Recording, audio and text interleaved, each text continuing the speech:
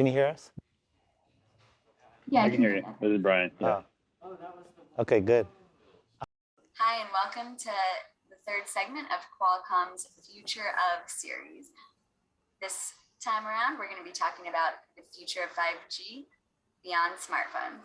I'm excited to be here with three expert panelists today and discuss what the future beyond 5G smartphones is. Let's start with some introductions. Thanks, Bevin. My name is Alex Katouzian. I'm the SVP and GM of the Mobile Compute and Infrastructure Business Unit here at Qualcomm. Thanks, Bevin. I'm Durga Malladi. I'm a SVP and GM for 5G mobile and infrastructure, mobile broadband and infrastructure at Qualcomm. Nice to see you. And hi, Brian. How about you? Hey, Bevin. I'm Brian Mecum, and I work at Verizon. And I lead our device technology team for 5G, as well as sports innovation and mobile edge compute. And I work very closely with both Alex and with Durga. So it's great to be here with all three of you. I think it's fair to say that at this point, when people hear 5G, their first thought is their smartphone or their 5G mobile connection. Yeah. So Alex, as we look to the future, what kind of are the next implementations of 5G that we're going to see? Sure. Well, first of all, 5G mobile phones are they're compute devices with mobile connectivity. So many people are relying on the capabilities of the smartphone now that we've gone through the pandemic and work from home is a norm. And now we have telepresence, we have telehealth. We are using the tool as a productivity. So the 5G connection is a must-have. So you can connect from anywhere securely. And then the multiple pieces of technology on a compute side, for compute, for AI, for security, for camera, for video, are all top-notch processing capabilities that we have that are embedded into the smartphone.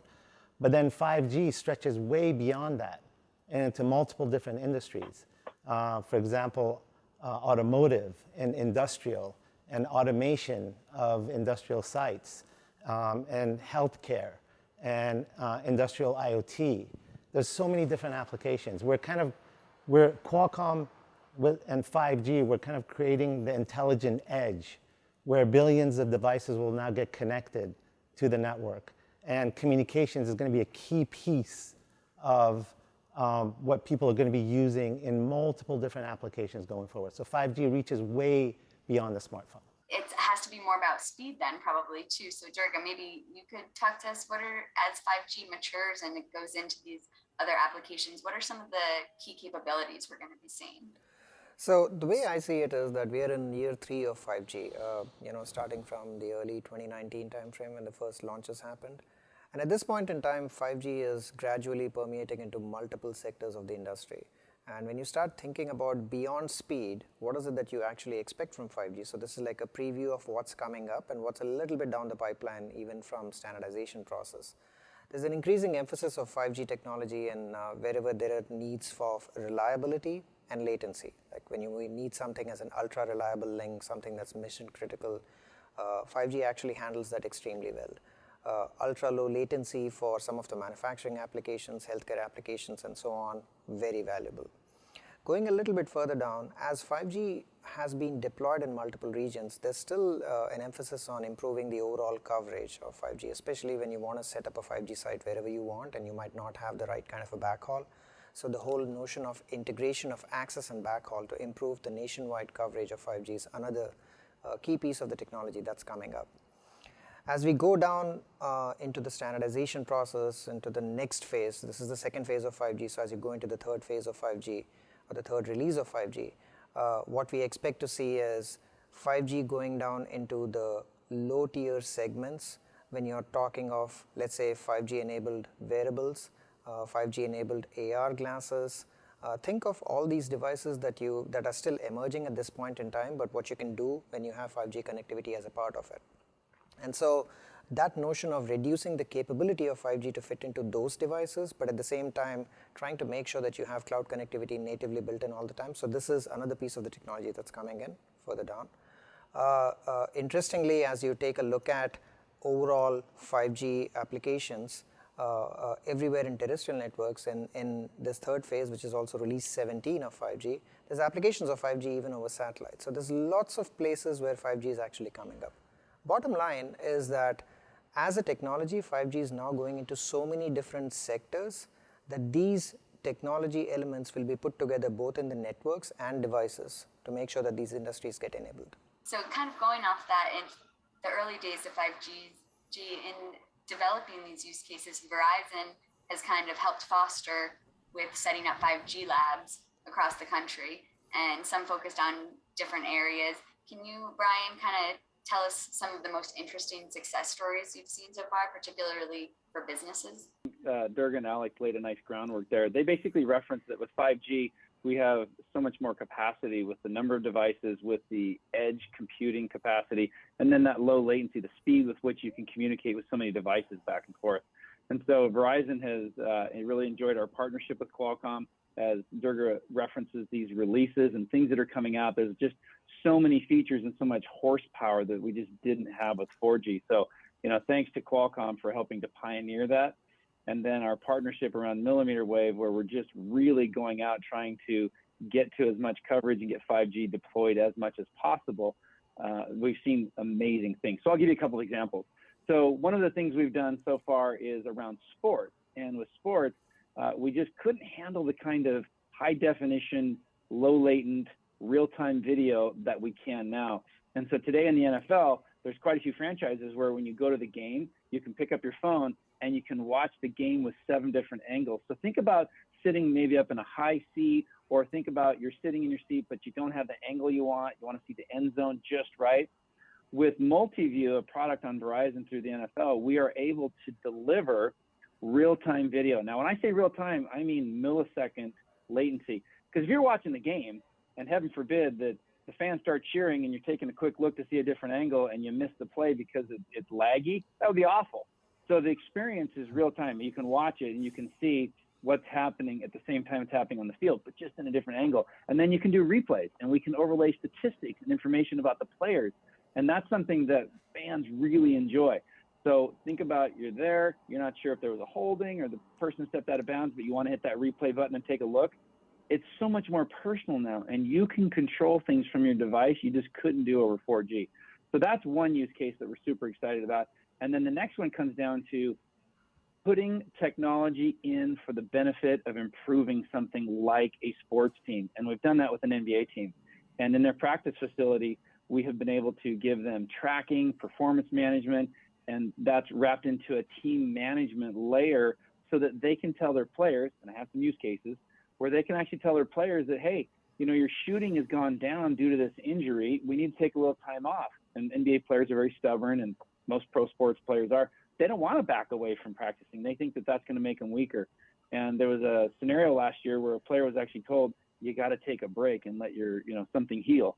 And they did, and then it made such a difference in the playoffs. So I just think when you have the kind of power that can come from edge computing and real-time information and being able to track and give all of that back to somebody in a sports environment, makes such a difference for the team, such a difference. And that's technology affecting humans that it just hasn't been able to in the past. So we're pretty excited for what 5G is bringing.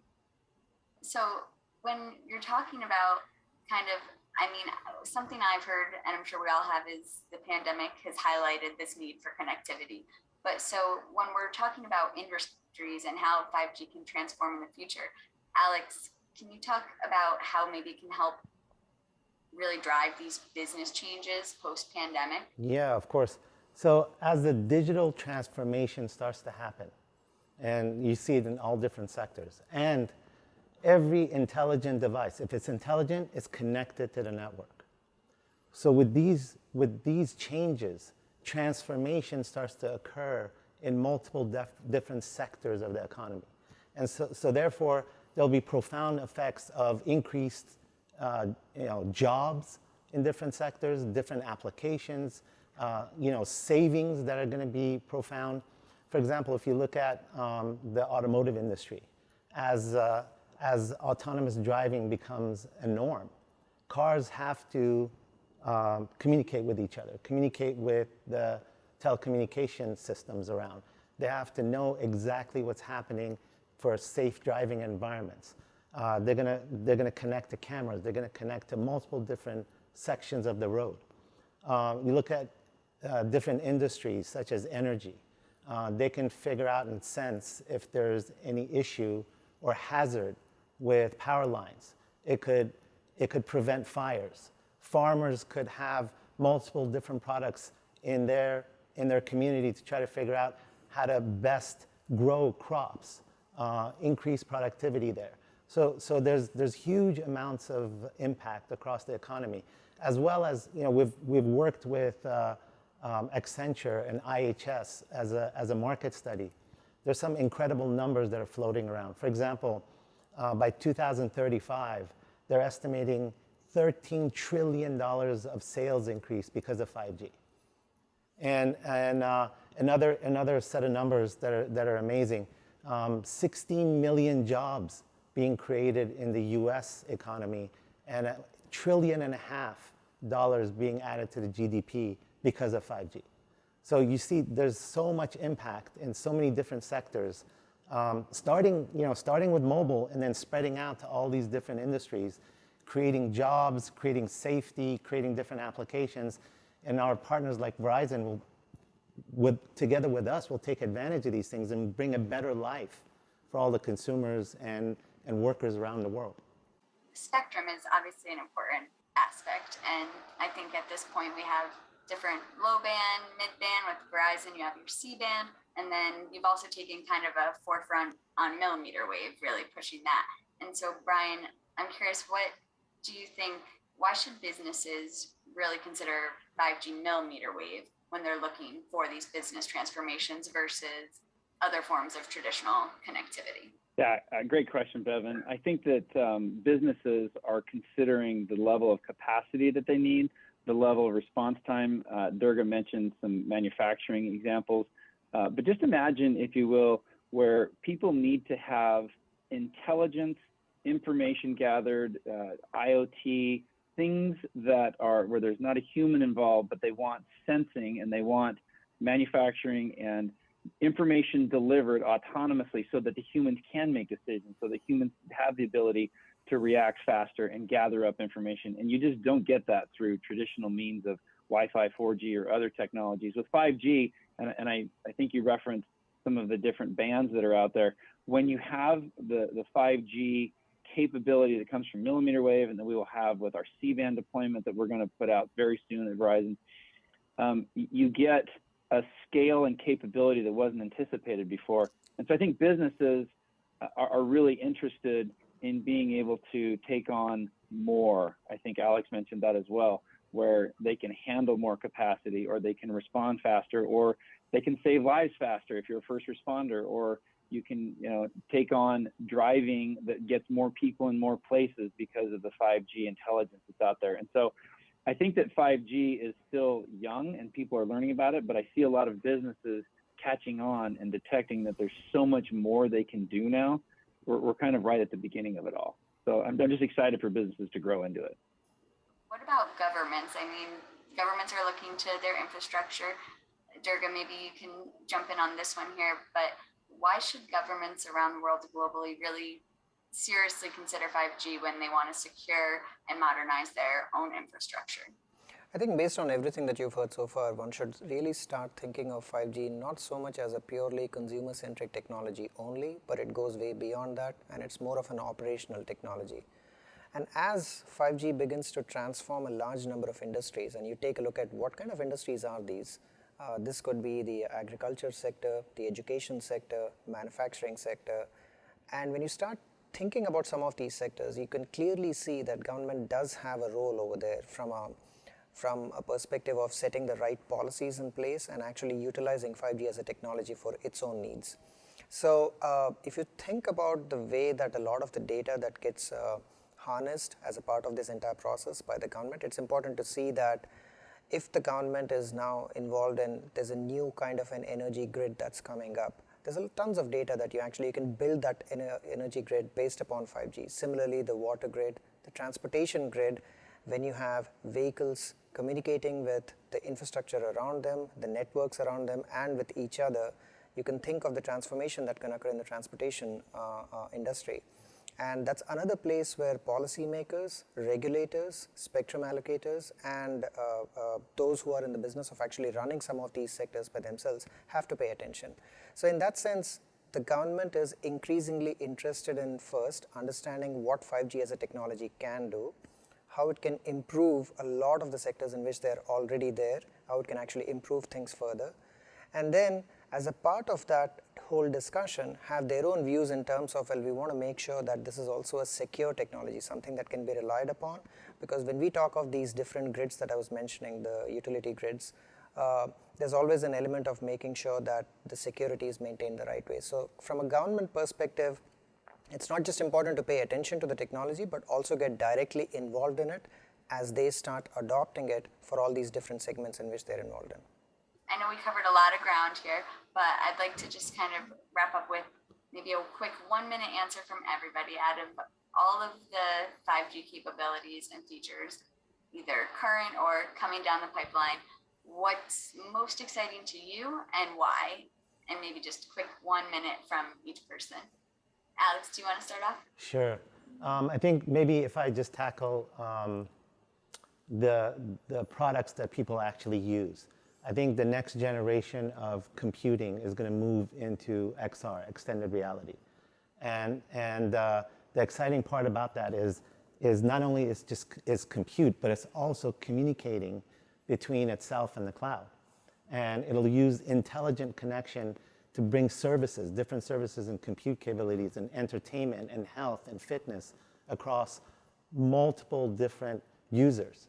And so I think 5G use cases in that sense, plus AI, very, very interesting use cases for multiple consumers to use. That's an exciting area that Qualcomm is leading in. And with our assets, we can grow that industry quite a bit. Durga? So Alex touched upon XR, which is a fascinating subject in itself, and in fact, it's really big. But I was going to actually mention, in addition to that, probably the usage of ultra reliability, because at some sense, when we think of 5G as a wireless connectivity, and you start thinking about everywhere you see a wire and you want to replace that, well, one of the nice things about a wire is actually it's a pretty reliable connection. And so if we are in the business of actually removing those wires and going to wireless, you really want to have ultra reliable communications. And once you start thinking along those lines, there are different kinds of applications that come out from there, whether it's in digitizing the manufacturing sector or actually relying upon that in healthcare, where a lot of the remote diagnostics along with any other healthcare application that comes along the way. So looking forward to that. It's a long haul when it comes to reliability, but it's a very important endeavor, and Qualcomm is heavily invested in that. And cars. And vehicles. They communicate with each other with that level of reliability for safety applications. That's right. Brian, what about you? Alex and Durga laid the technical foundation. I'm going to rely on my role where I work in device and have listeners think about that. The power of the experience is going to change. That ultra reliable, low latency, and that foundation of the technology deployed will make it so that right now I feel like we're having this two-dimensional experience through this call that we're having and the way we're broadcasting. But imagine if we could create an augmented reality that felt 3D, that it's like we were sitting in the room together. That experience is going to make a difference for families. That experience is going to make a difference in relationships, because the world has changed, and I don't think it's going back to the way it was. And I think that 5G is going to allow us to connect in a way that we hadn't anticipated before. That's going to make it much more personable and a lot more fun. And if you have that, then you have people who are maybe they can't travel, or people who are sick, but they want to be able to still be together and in the same room. And I think that's coming on 5G pretty soon. I just also think that the ability to get information to people who need it. You think about people who didn't have access to the internet years ago. Think about having specialty services delivered over 5G because you have a doctor or something in a vehicle that can just do something it couldn't do before with 5G. That's what I'm excited about. I'm excited for changing people's lives. A lot of things to be excited about. Well, thank you all. This has been a great discussion and exciting stuff coming down the pipeline. I hope we can all get together soon safely together, or maybe in a different form of virtual setting. Who knows? Soon to be seen. Thank you all. Thank you, Thanks. Bevin. Thanks, Brian. Thanks, Bevin. Thanks, Brian. Yeah. Thank you.